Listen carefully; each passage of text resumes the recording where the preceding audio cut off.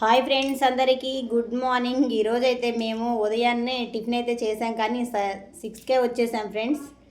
ఎందుకంటే ఎండెక్కితే ఎండలో అసలు చేయలేకపోతున్నాం. అందుకని టిఫిన్ చేసి వెంటనే 6 తోటలోకి వచ్చేసాం ఈరోజు పొద్దున్నే.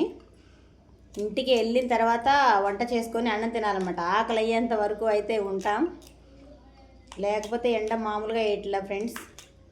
చూడండి ఫ్రెండ్స్, అక్క అయిపోయిందా శుభ్రం చేయటం అని అడుగుతున్నారు అందరూ. ఒక్క రోజులో ఎలా అవుతుంది ఫ్రెండ్స్? చూడండి, మేము ఈ రోజుకి 3 రోజుల నుంచి కోసాం కదా.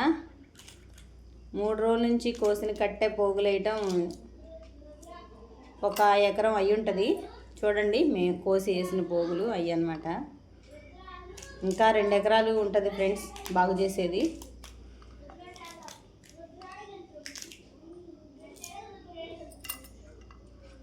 మా సారు నేను ఒక వారం రోజులు కష్టపడితే మధ్యలో కట్ అయిపోతుంది, కానీ ఇంకా ధరలు ఉంటాయి కదా, రేగి చెట్లు అవన్నీ ఉంటాయి. మళ్ళీ చుట్టూ కంపలు బాగు చేయటం అదొక వారం రోజులు 10 రోజులు అది పడుతుంది.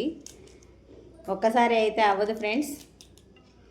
చూడండి, ఇప్పుడైతే కోసి పోగులు వేస్తున్నాం కదా. ఆ పోగులన్నీ ఈరోజు మళ్ళీ సాయంత్రం కూడా రావాలి. సాయంత్రం వచ్చేసి పోగులన్నీ కాలబెట్టేసేయాలి. లేదంటే గాలిదుమ్ము వచ్చిందనుకో ఫ్రెండ్స్, మేము ఇన్ని రోజులు కోసి పోగులు వేసిందంతా గాలిదుమ్ము వస్తే మొత్తం కొట్టుకుపోద్ది అనమాట. మళ్ళీ పోగులు వేసుకోవాల్సి వచ్చింది. అందుకని ఈరోజు సాయంత్రం అయితే రావాలి, తప్పకుండా వచ్చి పోగులు అయితే మంట పెట్టాలి. మంట పెట్టేది ఈ వీడియో తీయేది కాదు కదా, తర్వాత శుభ్రమైన తర్వాత చూపిస్తాను మీకు. ఓకేనా ఫ్రెండ్స్? రైతులు ఇంత కష్టపడి శుభ్రం చేసి పంట వేసి పండేదాకా చేసిన పని అంతా ఎవరికి గుర్తుండదు ఫ్రెండ్స్.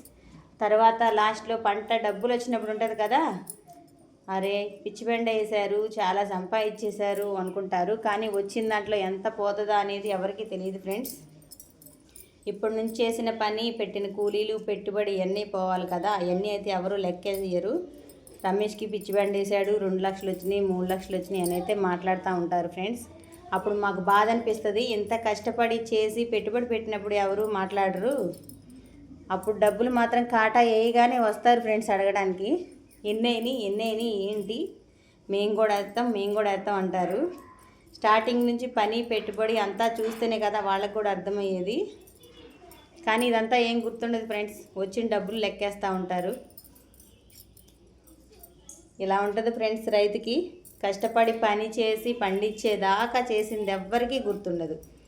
పండిన తర్వాత లెక్కలేయడానికి అయితే అందరూ వస్తారు ఫ్రెండ్స్.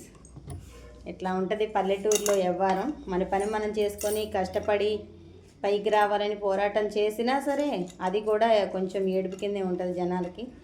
భార్యాభర్తలు ఇద్దరు ఊకే కూలీలు పెట్టకుండా చేస్తూ ఉంటారు, ఇద్దరు చేస్తారు ఏ పని ఉన్నా. ఇది ఇలా కొంచెం మాట్లాడుతూ ఉంటారు మమ్మల్ని.